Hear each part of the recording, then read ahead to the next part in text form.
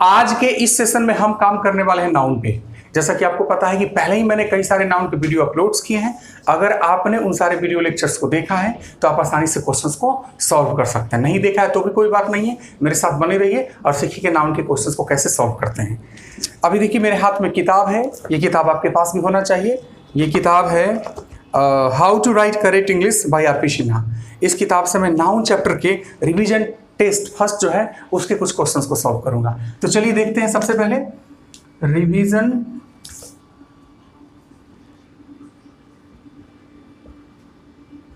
Test first, इसके questions को हम लोग देखेंगे और सॉल्व करके देखेंगे कि क्वेश्चंस को कैसे सॉल्व किया जाता है। आपको पता होना चाहिए कि कैसे क्वेश्चंस को सॉल्व करना है। सबसे पहले देखिए क्वेश्चन नंबर फर्स्ट। एक क्वेश्चन है यहां पर, बड़ा सिंपल सा है। There are not many gentries in this village. चलिए इस क्वेश्चन को देखिए। सबसे पहले तो आपको मैं बता दूं कि इनकरेक्ट है, यानी इसको करेक्ट करना है। तो सवाल उठेगा कि इनकरेक्ट है तो क्या इनकरेक्ट है। तो देखिए यहां पर आप देख सकते हैं एक शब्द है जेंट्रीज। चलिए मैं फिर से थ्योरी को रिपीट करता हूं। जेंट्री का मतलब होता है भद्रजन, इन्फेंट्री पैदल सेना, पीजेंट्री कृषक वर्ग, कैटल पोल्ट्री, चिल्ड्रेन और भी कई सारे शब्द हैं। इन शब्दों को ध्यान से देखिए। इन शब्दों की क्वालिटी होती है कि ये शब्द खुद में प्लुरल होते हैं, मतलब प्लुरल होते हैं। These words are plural. इन शब्दों के प्लुरल होने का मतलब क्या हुआ कि अब इनमें आप एस लगा करके इनको प्लुरल नहीं बना सकते, क्योंकि ये सब प्लुरल होते हैं। एक्चुअली ये नाउन्स प्लुरल हैं। अगर इनका प्रयोग सेंटेंस के सब्जेक्ट के रूप में होता है तो चूंकि ये नाउन प्लुरल है इसलिए इनके साथ जो वर्ब यूज करेंगे वो भी क्या होगा, प्लुरल होगा। यानी कि आप जेंट्री को जेंट्रीज नहीं बना सकते हैं, इन्फेंट्री को इन्फेंट्रीज नहीं बना सकते हैं, पिजेंट्री को पिजेंट्रीज नहीं बना सकते हैं, कैटल को कैटल्स नहीं बना सकते हैं, पोल्ट्री को पोल्ट्रीज नहीं बना सकते हैं, चिल्ड्रन को चिल्ड्रंस नहीं बना सकते हैं, क्योंकि ये जो नाउन्स हैं ये हमेशा प्लुरल रहते हैं। ये प्लुरल नाउन्स हैं। अब इनमें किसी प्रकार का कोई चेंज करके आप इसको प्लुरल नहीं बना सकते। तो सवाल उठेगा इस क्वेश्चन में देयर आर नॉट मेनी जेंट्रीज, इसका मतलब जेंट्रीज जो है सो क्या है, गलत है। तो इसको हमको सही करना है। तो सही करने के लिए जैसे ही आप यहाँ पर जेंट्री लिखेंगे कि आपका सेंटेंस सही हो जाएगा। तो आप समझ गए होंगे। चलिए नेक्स्ट क्वेश्चन की तरफ बढ़ते हैं। कई सारे क्वेश्चन हम लोग सॉल्व करने वाले हैं। पूरे डिटेल में जानेंगे कि किस कारण से सेंटेंस सही होता है या फिर गलत होता है। Next question, what are the peoples of this place doing. चलिए इस सेंटेंस को भी देख ही लिया जाए। मैंने क्या लिखा, what are the peoples of this place are doing. What are the peoples of this place doing. सबसे महत्वपूर्ण बात यहां पर इस शब्द को देखिए, पीपल्स को। सबसे पहले तो जाने कि ये सेंटेंस इनकरेक्ट है। तो इनकरेक्ट है तो करेक्ट करेंगे। एक वर्ड होता है पीपल, ठीक है। इस वर्ड के बारे में आप जानते होंगे, इसके दो मतलब होते हैं। एक मतलब इसका होता है लोग और दूसरा मतलब होता है इसका राष्ट्र। तो सबसे महत्वपूर्ण बात कि जब पीपल का मतलब लोग होता है ना तो आप इसको पीपल्स नहीं बना सकते हैं। हालांकि राष्ट्र के केस में आप इसको क्या बना सकते हैं, पीपल्स बना सकते हैं। फिर से मैं थ्योरी को रिपीट करता हूं। एक वर्ड है पीपल, पीपल के दो मतलब होते हैं, लोग और राष्ट्र। The most important point, people को पीपल्स के रूप में आप यूज नहीं कर सकते जब इसका मतलब लोग होता है, यानी कि जनता। लेकिन इसी पीपल का मतलब अगर राष्ट्र होता है तो आप पीपल्स के रूप में यूज कर सकते हैं। अब सवाल इस सेंटेंस के बारे में, what are the peoples of this place doing. तो यहां पर आपको समझ में आ रहा होगा कि पीपल्स का मतलब जो है लोग के सेंस में आ रहा है। और जैसा कि पता है कि लोग के सेंस में पीपल को पीपल्स नहीं बनाते हैं, यानी कि गलत है। इसको सुधारने के लिए आपको यहां पर लिखना पड़ेगा पीपल, और जैसे आप पीपल लिखेंगे कि सेंटेंस सही हो जाएगा, आपका सेंटेंस करेक्ट होगा। पीपल खुद से एक प्लुरल वर्ड होता है, इसलिए आप इसको पीपल्स के रूप में नहीं यूज कर सकते। Next question, whose poultries are these। इस सेंटेंस को भी आप देखिए जरा, ट्राई टू अंडरस्टैंड। अब यहां पर देखिए, थोड़ा देर पहले मैंने आपको बताया ये क्या है, पोल्ट्रीज। मैंने क्या बताया अभी आपको, gentry, infantry, peasantry, cattle, poultry, children, ये वर्ड्स प्लुरल होते हैं। चूंकि ये वर्ड्स प्लूरल होते हैं, अतः इन शब्दों को फिर से प्लूरल बनाने के लिए हम इसमें से ये जोड़ने की गलती ना करें। यानी कि ये सेंटेंस इनकरेक्ट है अभी तत्काल में, आपको करेक्ट करने के लिए यहाँ पर पोल्ट्री शब्द यूज करना पड़ेगा। जैसे ही पोल्ट्रीज को आप पोल्ट्री से बदल देंगे, रिप्लेस करेंगे, कि आपका सेंटेंस सही हो जाता है। नेक्स्ट क्वेश्चन देखिए, नेक्स्ट क्वेश्चन है all the cattles have been sold. चलिए इसको देखिए, all the cattles have been sold. अब यहां पर देखना क्या है कि all the cattles have been sold, फिर देखिए यहां पर कैटल्स है, सेंटेंस तो इनकरेक्ट है, आपको पहले से पता है।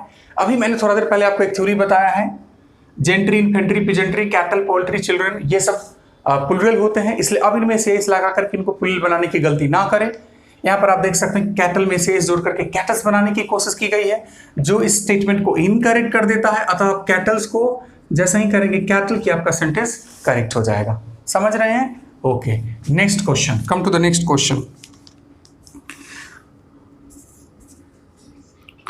Why are there more O's and E's in this poem? चलिए एक बात समझिए, प्लूरल नाउन की जब भी बात करते हैं, when we talk about the topic noun, we have to go through singular and plural concept। तो हमको singular और plural concept से गुजरना पड़ता है जब बात हम नाउन की करते हैं। जैसे मान लीजिए कि नाउन की हम बात करें, थोड़ा सा नाउन की बात हम यहाँ पर करेंगे। ये लिखा मैंने नाउन, और मैंने बोला कि जब भी हम नाउन की बात करते हैं तो हमको सिंगुलर और प्लूरल कंसेप्ट से गुजरना पड़ता है। एग्जाम्पल के तौर पर एक शब्द होता है बॉय, जो कि सिंगुलर है, इसके प्लूरल की बात करेंगे तो बॉयज हो जाएगा। एक शब्द है गर्ल, इसकी प्लूरल की बात करेंगे तो गर्ल्स हो जाएगा। जैसे मैन है तो मैन की प्लूरल की बात करते तो मेन हो जाता है। डिफरेंट टाइप्स के नाउन्स होते हैं, और डिफरेंट टाइप्स के नाउन्स को जब हम प्लूरल बनाते हैं तो उसके डिफरेंट प्रोसेसेस हैं, ठीक है।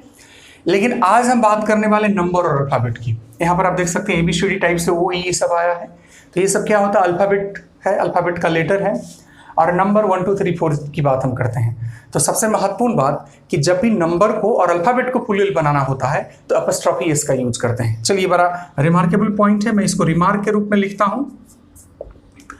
To make alphabet and number plural, apostrophe, ये लिख देते हैं हम एपिस्ट्रॉफी एस। इसको आप समझ रहे हैं, इसी से समझिए।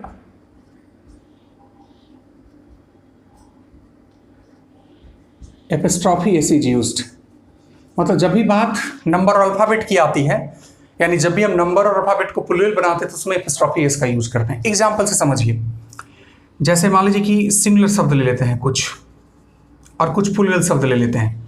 जैसे ए है तो ए का प्लूरल बनाना होगा तो क्या लिखेंगे, एज। ठीक उसी प्रकार अगर बी का प्लूरल बनाना है तो क्या लिखते हैं, बीज लिखते हैं। ये अल्फाबेट की बात है। बात फिर हम अगर नंबर की करते हैं तो 1 है, और 1 का प्लूरल बनाना है तो वंस, 2 का प्लूरल बनाना है तो टूज, ये प्लूरल बनता है ऐसे।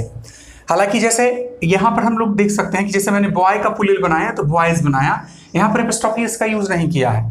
गर्ल का प्लूरल बनाया तो गर्ल्स बनाया, मैन का प्लूरल बनाया तो मेन बनाया। तो चूंकि नाउन जो होते हैं वो डिफरेंट टाइप्स के होते हैं, और डिफरेंट टाइप्स के नाउन्स के डिफरेंट कंडीशंस होते हैं। यहाँ पर हम तत्काल नाउन को प्लूरल बनाने की बात करें तो मैंने आपको एक थ्योरी बताया कि जब कभी भी अल्फाबेट और नंबर को प्लूरल बनाना होता है तो हमें एपिस्ट्रॉफी एस का यूज करना पड़ता है। जैसे ए का प्लूरल एज, बी का प्लूरल बीज, 1 का प्लूरल यहाँ पर वन लिख करके एपिस्ट्रॉफी एस दिया हुआ है, टूज, ऐसे करके हम प्लूरल बनाते हैं। ये बात समझ गए? अब देखिए सेंटेंस में क्या है, why are there more O's and E's in this poem.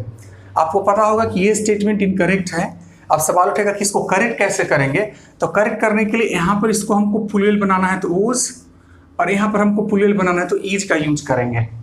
ठीक है, तो आप समझ गए होंगे यहाँ पर क्या, Y are there more O's and E's in this poem. तो जब बात आएगी प्लूरल बनाने की, स्पेशली जब हम नंबर और अल्फाबेट को प्लूरल बनाते हैं तो नंबर और अल्फाबेट को प्लूरल बनाते समय एपिस्ट्रॉफी एस का यूज करते हैं। कुछ और एग्जाम्पल्स मैं बताता हूँ, और एग्जाम्पल्स के माध्यम से आप इसको समझने की कोशिश कीजिए कि किस प्रकार अल्फाबेट और नंबर को प्लूरल बनाया जाता है। बेहतर होगा। जितना ज़्यादा एग्जाम्पल देखेंगे आप उतना ही आपका कंसेप्ट क्लियर होगा। एग्जाम्पल से आपके कंसेप्ट को क्लियर करेंगे। इस बात को जितना जल्दी आप समझ जाइए। जैसे देखिए सेंटेंस में देखिए, जैसे मान लीजिए कहीं भी सेंटेंस में हमको लिखना पड़ा, सपोज दैट सिंगुलर प्लूरल की हम बात कर रहे हैं। चलिए नाउन ले लेते हैं। यहाँ पर मैंने लिख दिया नाउन, बात यहाँ पर सिंगुलर प्लूरल की करनी है तो मैंने यहाँ लिखा सिंगुलर और फिर मैंने लिखा यहाँ पर प्लूरल। अब जैसे मान लीजिए हमको लिखना वन तो यहाँ पर क्या लिखते हैं बॉय, और हमको लिखना पड़ता है टू तो हम यहाँ पर लिखते हैं बॉयज। ये वन सिंगुलर है इसलिए सिंगुलर नंबर आया, टू प्लूरल इसलिए यहाँ पर प्लूरल की बात करते हैं हम। उसी प्रकार आ जाता है वन, हम यहाँ पर लिखते हैं गर्ल। यहाँ पर अगर हमको 5 चाहिए हम यहाँ पर लिखते हैं गर्ल्स लिखते हैं। ये बात तो आप समझ रहे हैं ना। तो ठीक इसी प्रकार अगर हम नंबर और अल्फाबेट की बात करते हैं, हमको लिखना पड़ता है 1A तो ऐसे लिखते हैं, 2 लिखना पड़ेगा ए के साथ तो एज ऐसे लिखेंगे। हमको लिखना पड़ेगा 1B तो हम ऐसे लिखेंगे, हमको लिखना पड़ेगा 5 तो हम लिखेंगे ऐसे। तो बात समझ में आ गई कि अल्फाबेट और नंबर की जब हम बात करते हैं, अल्फाबेट और नंबर को जब हम प्लूरल बनाते हैं तो हमारे पास ये प्रोसेस होता है। थ्रू दिस प्रोसेस हम अल्फाबेट को सिंगुलर से प्लूरल बनाते हैं। ये ध्यान में रखना है आपको। चलिए नेक्स्ट क्वेश्चन की तरफ चलते हैं। We should go to the next question. Question number 6 है अब आपके सामने। She is in her teens. Sentence ऐसे लिखा हुआ है। तत्काल आप इतना तो समझ गए होंगे कि इनकरेक्ट सेंटेंस है, इसको हमको करेक्ट करना है। यहां पर देखिए ये एपिस्ट्रॉफी का यूज किया गया टीन्स में। अब सबसे महत्वपूर्ण बात कि एपिस्ट्रॉफी का यूज कब करते हैं, तो देखिए एपिस्ट्रॉफी का यूज नॉर्मली यहाँ पर तो हमने दिखाया कि आपको एपिस्ट्रॉफी का प्रयोग प्लूरल बनाने के लिए करते हैं, लेकिन हर जगह आप एपिस्ट्रॉफी का प्रयोग प्लूरल बनाने के लिए नहीं कर सकते हैं। नाउन को प्लूरल बनाने के लिए एपिस्ट्रॉफी का प्रयोग नंबर और अल्फाबेट के केस में करते हैं। बाकी जगहों पर नाउन को प्लूरल बनाने के लिए हम एपिस्ट्रॉफी का प्रयोग नहीं करते हैं। एपिस्ट्रॉफी का प्रयोग क्यों करते हैं, तो पोजीशन का बोध कराने के लिए। क्या बोध कराने के लिए, पोजीशन। पोजीशन कहने का मतलब क्या हुआ, सो देखिए जैसे मैंने लिखा मोहन का घर, क्या लिखा मैंने, मोहन का घर, और हमको इसको रिप्रेजेंट कराना है। यहाँ पर आप देख सकते हैं कि घर है, घर पे मोहन का अधिकार है, यानी पोजीशन को रिप्रेजेंट करना है। अतः हम यहाँ पर लिखते हैं मोहन्स हाउस। तो यहाँ पर जो ये मोहन लिखा गया है, मोहन्स यानी एपिस्ट्रॉफी के साथ जो हमने मोहन को लिखा है, यहाँ पर ये प्लूरल के फॉर्म में नहीं आया है, ये पोजीशन का बोध करा रहा है। तो एपिस्ट्रॉफी का प्रयोग कब करते हैं, तो जब पोजीशन का बोध कराना होता है तब करते हैं। हालांकि प्लूरल बनाने में भी हमने किया है, कभी कभी होता है। हालांकि इसके दूसरे भी तरीका होते हैं। इसको हम लोग लिख सकते हैं द हाउस ऑफ मोहन, ऐसे करके भी हम लिख सकते हैं। जैसे आ गया सीता की किताबें, इट्स ओके। तो किताबें हैं, यहाँ पर सीता है, सीता पोजीशन का बोध कर रहा है, इसलिए जब भी हम इसको रिप्रेजेंट करेंगे तो लिखते हैं सीताज। दूसरे भी तरीके हैं इसके, बुक्स, ऐसे करके हम पोजीशन का बोध कराते हैं। तो एपिस्ट्रॉफी का मुख्य वर्ग क्या होता है, तो पोजीशन का बोध कराना। अब यहाँ पर इस स्टेटमेंट में देख लीजिए टीन्स लिखा हुआ। टीन्स का मतलब क्या होता है, तो 13 से लेकर के और 19 तक को टीन्स कहा जाता है। 13, 14, 15, 16, 17, 18, 19 को टीन्स कहा जाता है। तो यहाँ पर जो टीन्स लिखा हुआ है, यहाँ पर पोजीशन की बात ही नहीं हो रही है। तो जब पोजीशन की बात नहीं हो रही तो एपिस्ट्रॉफी तो आएगा नहीं। हालांकि कुछ कंडीशंस में एपिस्ट्रॉफी का प्रयोग करके हम प्लूरल भी बनाते हैं, वैसा भी कुछ नहीं, इसलिए ये सेंटेंस गलत है। इसको जब हम सुधारेंगे, इंप्रूवमेंट करेंगे, तो सेंटेंस हो जाएगा she is in her teens. अब जाकर के हमारा सेंटेंस जो है वो सही हो गया, she is in her teens करके यूज करेंगे। समझ गए। नेक्स्ट क्वेश्चन की बात करते हैं। Next question, come to the next question.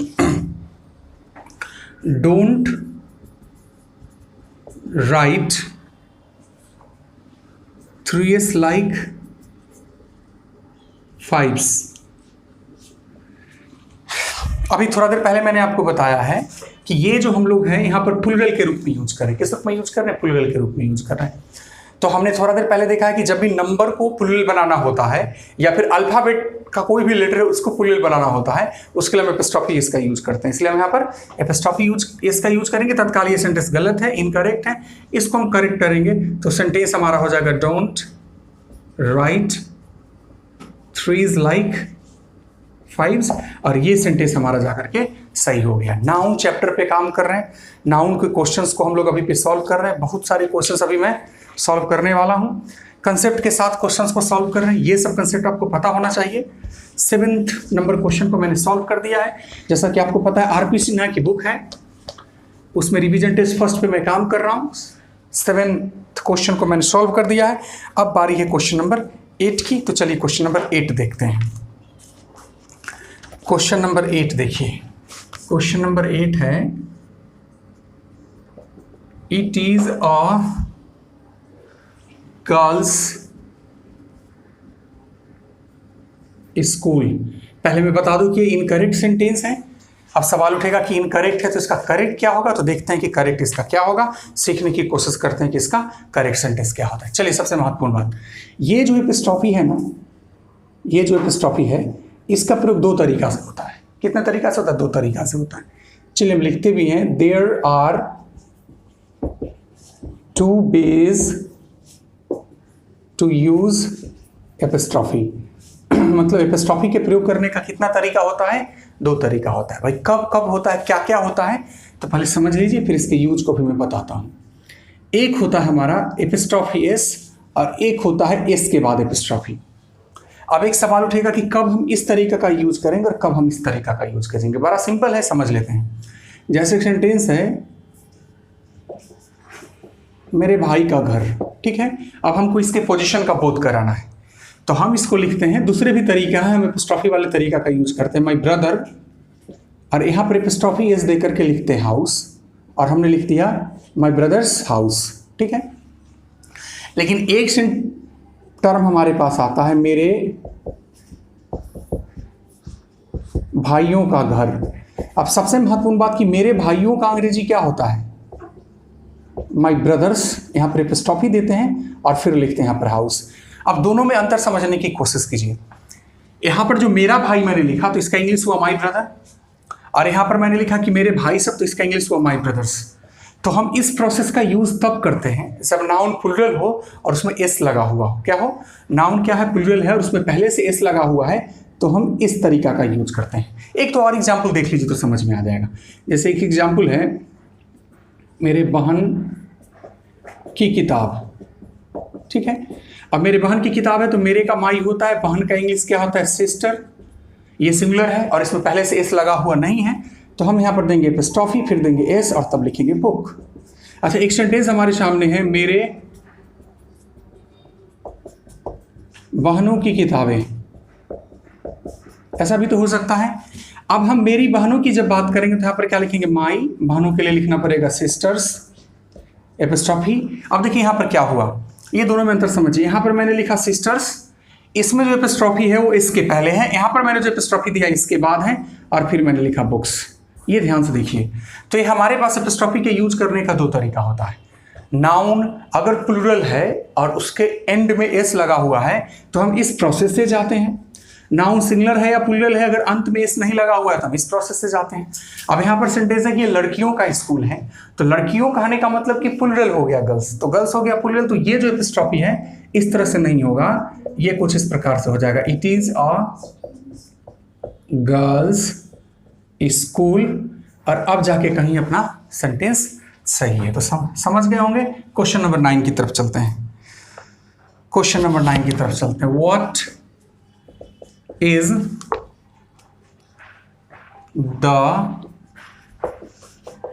This books price? Sign of interrogation है। तत्काल में पहले आपको इन्फॉर्म कर दूं कि ये जो सेंटेंस है तत्काल में इनकरेक्ट है, यानी इसको इनकरेक्ट है तो करेक्ट करना है। क्यों इनकरेक्ट है सो भी मैं बता देता हूं। एरर कहां पर है? तो यहां पर एरर है। क्या एरर है सो समझ लीजिए। देखिए, अभी मैंने बात की थी पोजीशन की। ये देखिए मैंने क्या लिखा? पोजीशन। अब पोजीशन के बोध कराने के नॉर्मली दो तरीका होते हैं। There are two processes to show position. क्या लिखा है मैंने? There are two processes to show position. इसका मतलब हुआ कि पोजीशन के बोध कराने के दो तरीका होते हैं। यानी पोजीशन का बोध कितने तरीका से कराया जाएगा? दो तरीका से। क्या है तरीका? तो देख लीजिए। एक छोटा सा सेंटेंस है, मोहन के पापा। अब यहाँ पर हमको पोजीशन का बोध कराना है, तो यहाँ पर किसके पोजीशन का बोध कराना है? मोहन के का पोजीशन का बोध कराना है। तो आप इस मोहन को देख लीजिए, ये लिविंग है कि नॉन लिविंग? तो आप बोलेंगे मोहन लिविंग है, लिविंग का मतलब होता है सजीव। तो अगर पॉजिटिव नाउन मतलब जिसके पोजीशन का बोध कराना है अगर वो लिविंग होता है तो आप दो प्रोसेस से पोजीशन का बोध करा सकते हैं। यानी कि आप इसको लिख सकते हैं मोहन्स फादर, और दूसरा आपके पास प्रोसेस होता है द फादर ऑफ मोहन। आप किसी भी प्रोसेस से नॉर्मली जा सकते हैं, अलग अलग कंडीशंस में अलग अलग बातें होंगी। लेकिन अगर कोई सेंटेंस है, मान लीजिए बिहार की राजधानी क्या है, बिहार की राजधानी। अब यहां पर फिर पोजीशन का बोध कराना है, किसके पोजीशन का बोध कराना है, तो बिहार। अच्छा, बिहार के बारे में बताइए, लिविंग है कि नॉन लिविंग, तो नॉन लिविंग है। तो नॉन लिविंग के केस में नॉर्मली एपिस्ट्रॉफी का यूज नहीं किया जाता है, ऑफ वाले प्रोसेस से हम पोजीशन का बोध कराते हैं, यानी इसका हम लिखेंगे द कैपिटल ऑफ बिहार, और ऐसा करके हमने पोजीशन का बोध करा दिया। हालांकि ये थ्योरी हर जगह अप्लाई आप नहीं कर सकते हैं, यानी कि टाइम के केस में या फिर कोई डायनेमिक चीज हो या फिर कोई बहुत शक्तिशाली चीज हो, अगर उसको रिप्रेजेंट कराना होता है तो उसको हम लिविंग के रूप में यूज करते हैं। और लिविंग के रूप में यूज करने का मतलब है कि वहां पर हम दोनों में से किसी भी प्रोसेस का यूज कर सकते हैं। लेकिन नॉर्मल कंडीशंस में आपको देखना पड़ेगा, अगर लिविंग आ जाए तो आप दो प्रोसेस में से किसी भी प्रोसेस के साथ जा सकते हैं, अगर नॉन लिविंग है तो एक प्रोसेस के साथ जाएंगे। तत्काल हमारा sentence what is this books price. तो मैं आपको बता दूं कि बुक जो है ये नॉन लिविंग है और एक नॉर्मल कंडीशन है, ऐसा कुछ है नहीं कि यहां पर हम एपिस्ट्रॉफी के साथ जाएं, इसलिए ये सेंटेंस आपका इनकरेक्ट हो जाएगा। और जब हम करेक्ट करने की बात करेंगे तो करेक्ट होगा what is the price of this book. और जैसे ही आप ऐसा करेंगे कि आपका सेंटेंस क्या हो जाएगा, करेक्ट हो जाएगा। मेरे साथ बने रहिए, मैं आपको बताता हूं कि किस प्रकार से आप सेंटेंसेस को गलत से, इनकरेक्ट है तो उसको करेक्ट कर सकते हैं। उसके रीजंस पे भी हम लोग चर्चा कर रहे हैं, रीजंस के साथ एक्सप्लेनेशन के साथ मैं क्वेश्चन को सॉल्व कर रहा हूँ। नाउन चैप्टर चल रहा है, बड़ा इंपॉर्टेंट चैप्टर होता है, किसी भी एग्जामिनेशंस में क्वेश्चन इस नाउन चैप्टर से आपको मिलेंगे ही, तो इस बात को आप ध्यान में रखेंगे कि कैसे आप इजिली नाउन के क्वेश्चंस को सॉल्व कर सकते हैं। तो चलिए अब हम आगे बढ़ेंगे और चलते हैं क्वेश्चन नंबर 10 की तरफ। क्वेश्चन नंबर 10 कुछ इस प्रकार है, क्वेश्चन नंबर 10 कुछ इस प्रकार है, he was paid to bigs wages। Incorrect है सेंटेंस, सही क्या होगा, सवाल उठेगा। चलिए समझते हैं कि क्या इनकरेक्ट है और सही क्या होना है, इसको भी देख लेते हैं। सॉरी, क्वेश्चन कुछ इस प्रकार है, टू बिग्स वेजेज। सबसे पहले देखिए, हमको जब लिखना पड़ेगा वन बिग्स वेज तो हम लिखेंगे वन, फिर लिखेंगे बिग, एपिस्ट्रॉफी एस देंगे और तब लिखेंगे वेजेज, वन बिग्स वेजेज। ऐसा हमने इसलिए किया कि यहाँ पर न्यूमरल एडजेक्टिव वन है जो कि सिंगुलर है, तो बट नेचुरली कि हम यहाँ पर बिग का प्रयोग करेंगे और एपिस्ट्रॉफी एस देंगे तो बिग्स वेजेज करके लिखेंगे। लेकिन अगर हमको टू लिखना पड़ेगा तो यहाँ पर बिग नहीं, हमको लिखना पड़ेगा बिग्स ऐसे। हमने थोड़ा देर पहले आपको बताया है कि प्लूरल के केस में अगर एस पहले से उपलब्ध हो तो एपिस्ट्रॉफी ऐसे लगाते हैं और तब यहाँ पर करेंगे वेजेज। तो ये जो आप समझ गए हैं कि अभी तत्काल गलत है, इसको करेक्ट करने के लिए आपको ये फॉर्म यूज करना पड़ेगा। जैसे ही सेंटेंस लिखिएगा he was paid too bigs wages, मतलब इस स्टाइल को फॉलो करेंगे, आपका सेंटेंस हो जाएगा correct. Come to the next question, question number 11। It is a nice poetry. Sentence incorrect है, हम लोग मिलकर के इसको करेंगे करेक्ट। देखिए, जब भी बात नाउन्स की आती है तो एक बात कभी कभी हमारे मन में आ जाता है कि सिंगुलर से प्लूरल बनाएंगे, प्लूरल से सिंगुलर बनाएंगे। लेकिन ये इंपॉर्टेंट नहीं है कि प्रत्येक नाउन को सिंगुलर से प्लूरल बनाया जा सके, और सिंगुलर अगर है तो उसको प्लूरल बनाया जा सके, और अगर कोई नाउन प्लूरल है तो उसको सिंगुलर बनाया जा सके। ऐसा हमेशा पॉसिबल नहीं है। यानी कुछ नाउन्स मैं एग्जाम्पल के रूप में आपको दिखलाता हूँ। पोइट्री, ठीक है, इंफॉर्मेशन, फर्नीचर, लगेज, बैगेज, और भी बहुत सारे नाउन हैं। There are several nouns. इन नाउन्स की अपनी क्वालिटी है। ये नाउन्स जो हैं वो सिंगुलर हैं, और ये ऐसे सिंगुलर हैं कि हमेशा सिंगुलर रहते हैं। दीज आर ऑलवेज सिंगुलर, ये हमेशा सिंगुलर रहते हैं। और दूसरा महत्वपूर्ण बात कि ये प्योर सिंगुलर है। प्योर सिंगुलर कहने का मतलब इन नाउन्स को आप कभी प्लूरल के रूप में कन्वर्ट नहीं कर सकते हैं। अगर नाउन्स आपके सामने आता है, अगर नाउन्स सिंगुलर है तो हम उसको प्लूरल बना सकते हैं, अगर नाउन्स प्लूरल होते हैं तो कंडीशंस के अकॉर्डिंग हम उसको सिंगुलर बना सकते हैं। लेकिन इन नाउन्स को, इस टाइप के नाउन्स को मैं बता रहा हूं कि ये प्योर सिंगुलर नाउन है। प्योर सिंगुलर नाउन होने का मतलब है कि हम इन शब्दों के पहले, इन वर्ड्स के पहले आर्टिकल का यूज भी नहीं कर सकते हैं। अब देखिए हम क्या लिख रहे हैं, we can't use articles a and before these types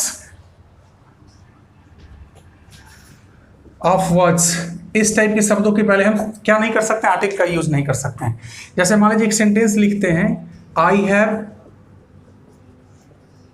an information. आपको बता दूं कि ये सेंटेंस इनकरेक्ट है। आप इसको करेक्ट कर सकते हैं, आप लिख सकते हैं आई हैव इंफॉर्मेशन। आप ऐसा करके इस सेंटेंस को करेक्ट कर सकते हैं, I have a piece of information. आप ऐसा करके भी सेंटेंस को करेक्ट कर सकते हैं। सेम कंडीशन अप्लाई हो रहा है इस क्वेश्चन के साथ, it is a nice poetry. नहीं, गलत है। आप या तो सीधे लिखिए इट इज नाइस पोइट्री, अगर आपकी इच्छा ऐसे लिखने की नहीं है तो it is a nice piece of poetry, ऐसे करके भी आप सेंटेंस को लिख सकते हैं। लेकिन तत्काल जो सेंटेंस है वो इनकरेक्ट है, उसको करेक्ट करने के लिए आपको इस तरह से सॉल्व करना पड़ेगा। चलिए नेक्स्ट क्वेश्चन की तरफ चलते हैं। क्वेश्चन है, देयर आर 2 फीमेल्स हियर। चलिए सबसे पहले आप समझ लेते हैं, एक शब्द होता है मेल और एक शब्द होता है फीमेल। और आप इतना जान लीजिए कि इस मेल और फीमेल शब्द का, मेल का मतलब होता है नर, फीमेल का मतलब होता है मादा।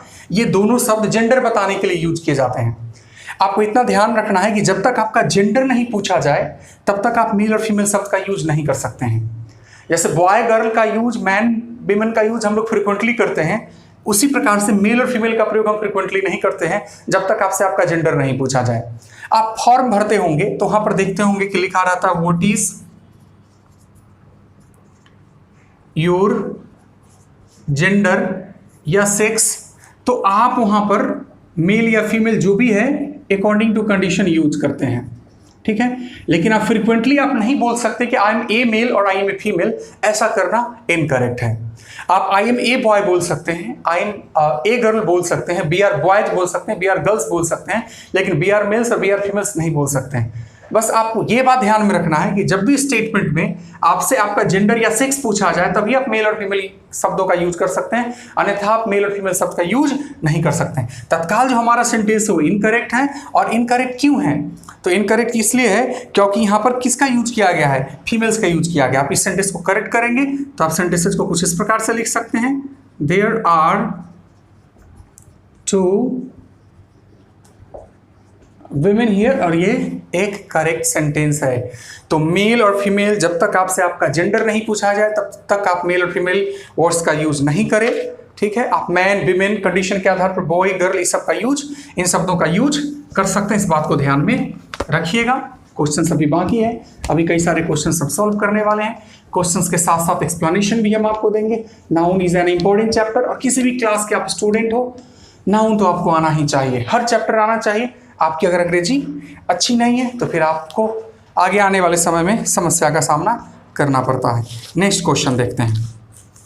कम to the next question, question number 13 question है, ही गेव मी 5 10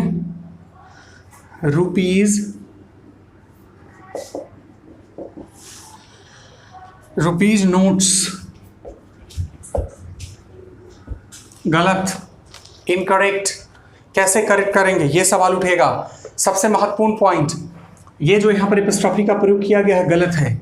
मैंने आपको बताया कि एपिस्ट्रॉफी का प्रयोग पोजीशन के बोध कराने में करते हैं, हालांकि इसका प्रयोग पुल्लिंग बनाने में भी करते हैं, लेकिन नंबर और अल्फाबेट के केस में। लेकिन यहाँ पर नंबर और अल्फाबेट की बात हो नहीं रही है, रुपीज शब्द में एपिस्ट्रॉफी का यूज किया गया। देखिए होता क्या है, जैसे आपको बोलना पड़े कि 5 रुपए का एक नोट या 10 रुपए का एक नोट, तो आप क्या लिखते हैं, A10 रुपी नोट, ऐसे लिखते हैं। आपको बोलना पड़े 10 रुपए का 2 नोट, तो आप इसको क्या लिखते हैं, 210 रुपी और नोट्स। उसी प्रकार 10 रुपया का 5 नोट, आप क्या लिखते हैं, 510 रुपी और नोट्स, ऐसे करके आपको लिखना पड़ता है। ये इसके करेक्ट फॉर्म होते हैं। तत्काल आप अपने स्टेटमेंट को देखिए, ही गेव मी 5-10 रुपीज नोट्स, ये गलत है। ये जो गलत है, ये लिखने का प्रोसेस ये होता है, तो हम इस प्रोसेस से जाएंगे। यानी आप समझ गए होंगे कि आपका करेक्ट आंसर क्या होगा। आपका करेक्ट आंसर होगा, ही गेव मी 5-10 हाइफन, रुपी और नोट्स, ये जाकर के करेक्ट आंसर है। नेक्स्ट क्वेश्चन की तरफ चलेंगे। नेक्स्ट क्वेश्चन है I gave him 3 and ½ rupees. ये भी इनकरेक्ट है। मैंने एक फ्रैक्शन वाला रूल आपको बताया था। फ्रैक्शन वाले रूल में क्या होता है, ये जो नाउन है ये न्यूमरल के बगल में रहता है। हालांकि इस रूल का एक्सेप्शन भी है, जब हम टाइम की बात करते हैं, टाइम्स की बात करते हैं, तब टाइम या टाइम्स को यहाँ पर रिप्रेजेंट किया जाता है। लेकिन नॉर्मली ये सेंटेंस गलत हो जाता है, इसको करेक्ट करने के लिए लिखा जाता आई गेव हिम 3, फिर यहां पर हम लिखेंगे ₹1.5 और तब जाकर के आपका सेंटेंस करेक्ट होता है। Next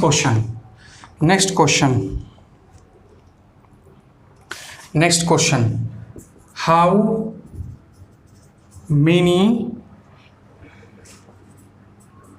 MPs have come. ये भी गलत है, इनकरेक्ट है, इसको करेक्ट करना है। देखिए करेक्ट क्या करेंगे समझिए। सबसे पहले देखिए एक बात समझिए, सबसे पहले मैं आपको बताता हूं पोजीशन का मतलब होता है अधिकार। यानी जब नाउन के पोजीशन को रिप्रेजेंट करना होता है, तो मान लीजिए आपके पास एक शब्द है MP और आपको MP और इसके पोजीशन को रिप्रेजेंट करना है, तो इसके पोजीशन को रिप्रेजेंट करने के लिए आप लिखेंगे MP जब एपॉस्ट्रोफी देंगे, या फिर कोई शब्द आ गया MLA, क्या आ गया MLA, और इसके पोजीशन को रिप्रेजेंट करना है तो आप इसको ऐसे पोजीशन का बोध कराएंगे। लेकिन बात जब सिंगुलर से प्लूरल की आएगी, किसकी बात आएगी, सिंगुलर टू प्लूरल, ऐसे शब्दों की बात करेंगे। तो ये जो MP है ये तो सिंगुलर है, और इसको जब प्लूरल बनाएंगे तो ये हो जाएगा MPs। उसी प्रकार हमारे पास एक शब्द है MLA और इसको आपको प्लूरल बनाना है, तो प्लूरल बनाएंगे तो क्या हो जाएगा MLAs। तो इस प्रोसेस से हम इसको सिंगुलर से प्लूरल बनाते हैं। तत्काल अब यहाँ पर हम बात करेंगे इस सेंटेंस में जो ये MPs का यूज किया गया है, क्या पोजीशन के सेंस में यूज किया गया है या फिर प्लूरल बनाने के सेंस में यूज किया गया है। तो मैं आपको बता दूं कि यहाँ पर इसको प्लूरल बनाने के सेंस में किया गया है। क्वेश्चन पूछा जा रहा है कि कितने MP आए हैं, इसलिए जब भी करेक्ट स्टेटमेंट की बात आएगी तो आपका करेक्ट स्टेटमेंट हो जाएगा how many MPs have come, और ये सेंटेंस जाकर के आपका करेक्ट हो गया। तो इस बात को ध्यान में रखना है। MP MLA ऐसे शब्दों को जब प्लूरल बनाना होता है तो प्लूरल बनाने का अलग प्रोसेस है, और जब इन शब्दों से पोजीशन का बोध कराना होता है तो उनके पोजीशन के बोध कराने का अलग प्रोसेस है।